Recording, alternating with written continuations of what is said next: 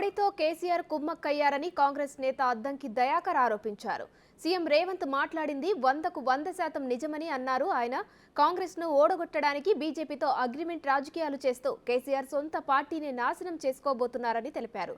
తెలంగాణలో బీజేపీ కోసం బీఆర్ఎస్ కష్టపడుతోందని విమర్శించారు.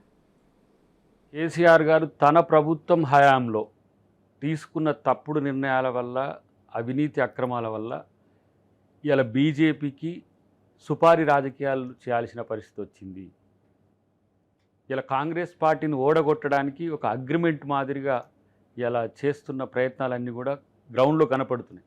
కాబట్టి రేవంత్ రెడ్డి గారు దాని మీద సీరియస్గా స్పందించిన పరిస్థితి. ఎక్కడ తగ్గుతున్నా బీజేపీ కోసమే, ఎక్కడ పెరుగుతున్నా అది బీజేపీ కోసమే.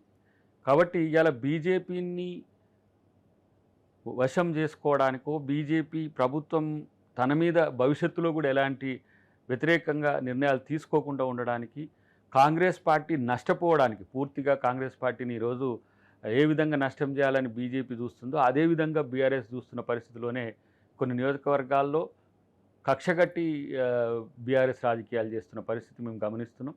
డెఫినెట్గా ఇది తెలంగాణ ప్రజలు గమనించాల్సిన అవసరం ఉంది. ఇలాంటి రాజకీయాల వల్ల వాళ్ళ పార్టీ పూర్తిగా నష్టపోతుంది, అవసరమైతే పతనం అవుతుందని తెలిసినా కూడా ఎంతకు కూడా తగ్గని పరిస్థితి అలా బీఆర్ఎస్కు ఉండడానికి గమనించాల్సిన అవసరం ఉంది.